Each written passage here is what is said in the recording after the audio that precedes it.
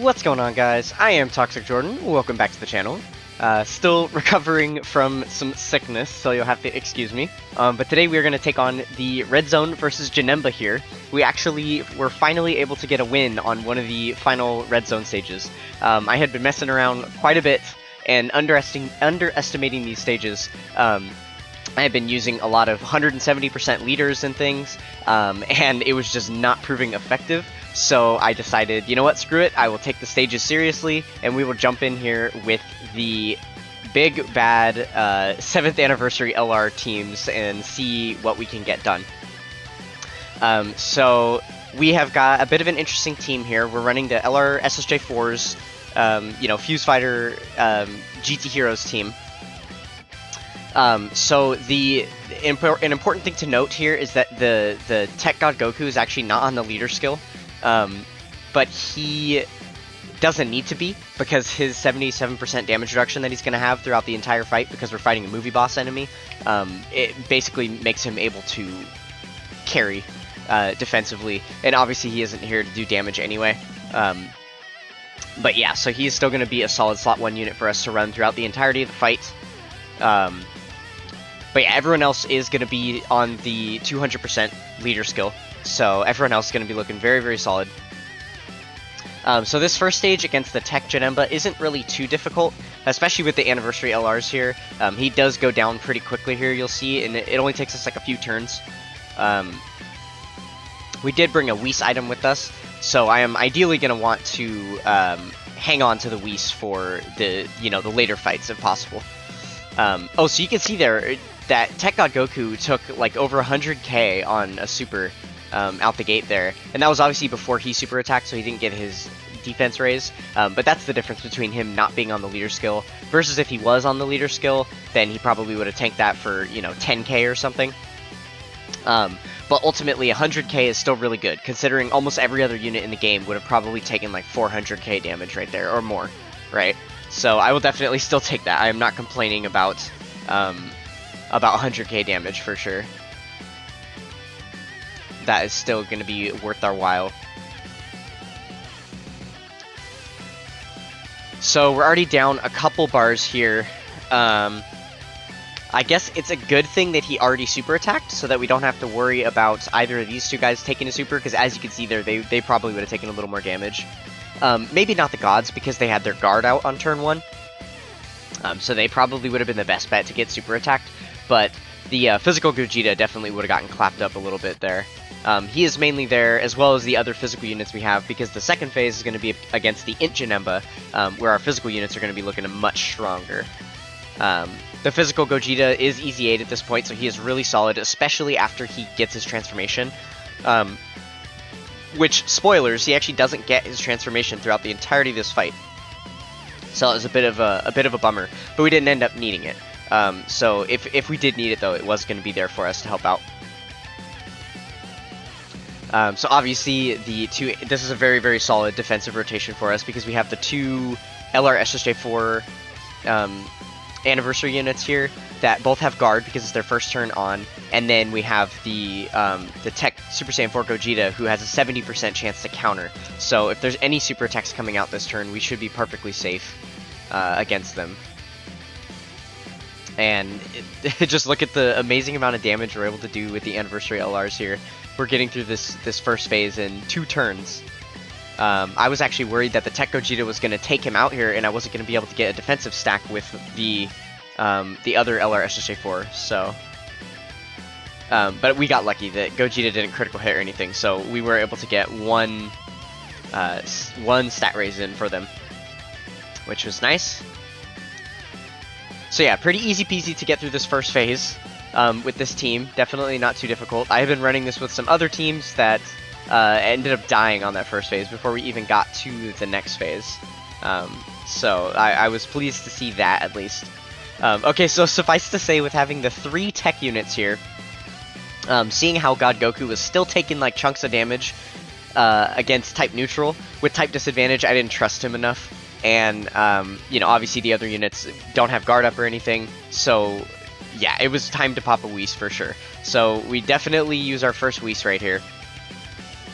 I didn't bother getting the super attack with Tech God Goku. I wanted to try and save as many of those orbs for the LR Gods as possible, because Gogeta needs quite a few orbs as well to perform well. So I figured I'll just get him the 2 orbs, the 2 rainbow orbs, to give him the additional 77% stats from his passive. But then I didn't worry about the super attack, which I guess was kind of a mistake, because he does get super attacked after he supers, you'll see here. So we could have benefited from him getting a defense raise on super. So it's a little unfortunate that I opted not to do that, but there was really no way I could know. It still seemed like the most reasonable path, considering we were able to do the most amount of damage to him this turn as well, by getting all those orbs with the other guys.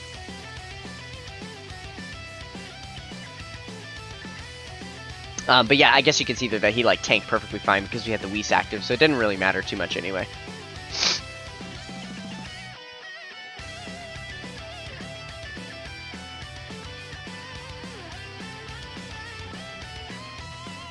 So obviously we're not doing like a ton of damage because we have a lot of type disadvantage going on.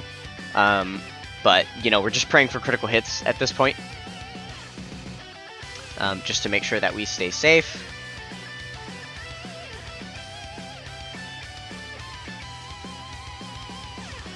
So yeah, we lived that turn easily. The Whis definitely helped out there. I imagine a lot of those normal attacks would have done huge chunks of damage, like over 100k and stuff, if we didn't have that Whis active. So that was very, very good that we were able to pop that there. So now I could transform with the LRSJ4s. I can't remember if I do here, though, if I opt to. I would say it doesn't make a lot of sense for me to. I don't think I would, because it makes more sense, because we have the Whis active, they're still going to be okay defensively, so it would make more sense to just continue to get the defense raise, especially because once we transform, we wouldn't be able to pop their Big Bang Kamehameha active skill right now anyway, so there's really no point in transforming, because the only, the only advantage to their transformation is that you can have the active skill super attack, and so that you can have the chance to counter, but we don't really need either of those this turn. Like we won't be able to use the super attack, and we don't need the countering because we have the Whis active and plenty of defense with them. So we just leave them untransformed for now, so they can get another attack and defense raise, or a couple more raises, I suppose, if they get multiple super attacks. Yeah, and then with the Whis active here, so this was actually where I screwed up. I definitely should have put the physical Gogeta in slot 2 instead of slot 3 here. The reason for that was just for his potential transformation later in the fight, which you'll see not happen, I suppose, because I rotated him off. So yeah, but I just felt comfortable putting the Gogetas together, the Super Saiyan 4s, that is.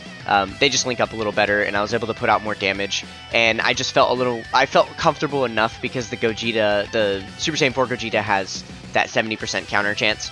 I just felt comfortable with him defensively in the last slot. And also, silly me, I thought that the final phase was against an STR Janemba. I was thinking of the Super 17 fight. So that was why I rotated off the physical Gogeta, because I was like, oh, I don't want to stack up a bunch of physical units on rotation and then go into the STR fight and be screwed. So that was kind of my thinking, and then I realized, obviously, once he transformed, or once the little Fury mode happened, that it's actually a physical Janemba. So that was a bit of a blunder by me. So then we have this monster of a turn here. This is where the Anniversary LRs really just win the fight for us. Because as you can see here, starting out at the beginning of this turn, Janemba has, like, a little more than half his health left, I want to say. He's got quite a bit of health, still.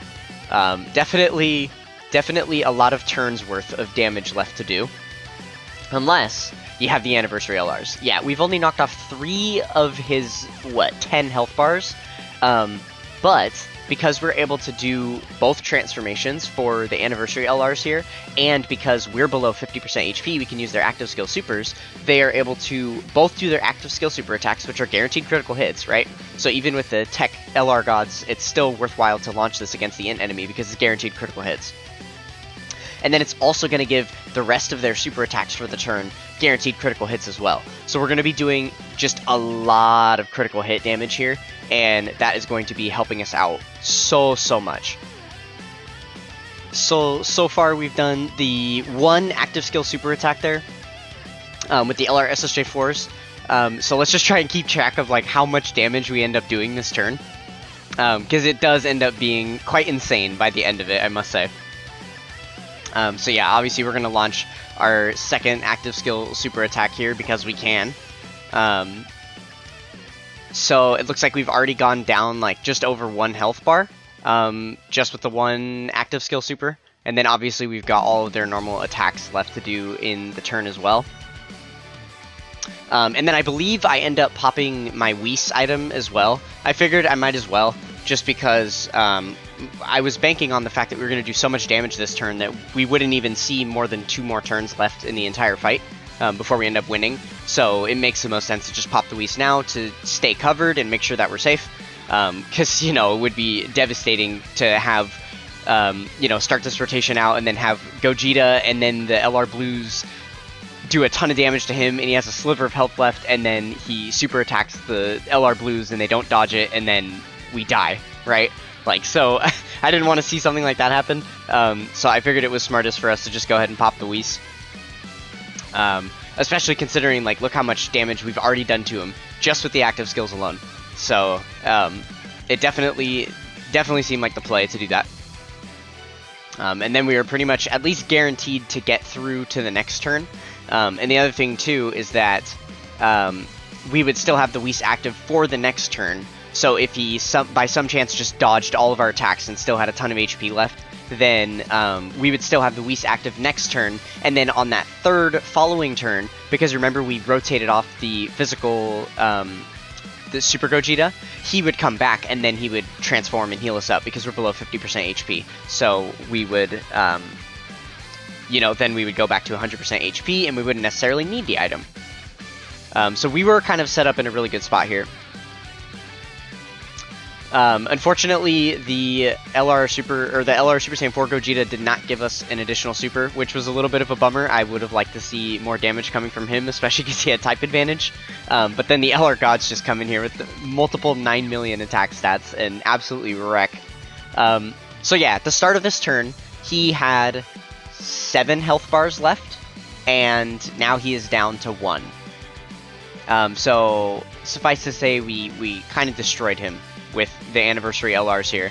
And then he does his little transformation into the physical Janemba in the Fury mode, and then we actually have 1 more active skill to run here. So with this last active skill, we are actually able to finish him off. And then that's basically a wrap. So this is the story of how the anniversary LRs just single-handedly took down Janemba for me. Which is great, and you're probably going to see this happening more in some of the upcoming Red Zone runs that I do, because, yeah, the Anniversary LRs are really just where it's at. At this point, I just want to try and get the wins on these stages as quickly as I can. It's been too long, too many days of failed attempts, so I am going to be using the Anniversary LRs in basically every single team. So look forward to that. But yeah, as we watch Gogeta here, this is basically, you know, the final summit for this battle. So if you guys enjoyed this neat little run against Janemba, then consider coming over and being a part of the Toxic Tribe with a like, comment, and subscribe. We are still trying to get to 77 subscribers by the end of the 7-year anniversary. So smack that red subscribe button. That would help me out a lot. I would greatly appreciate it. Comment down below if you were able to beat this with a less than 200% team, if you used like 170% leader skill. I'm curious to see what some other people had used to clear these stages, because I struggled with them heavily. So there you can see we got the title achieved, we got the mission completed for clearing Janemba for the first time. But yeah, so that is going to do it for this one, and I will catch you guys next time. Peace!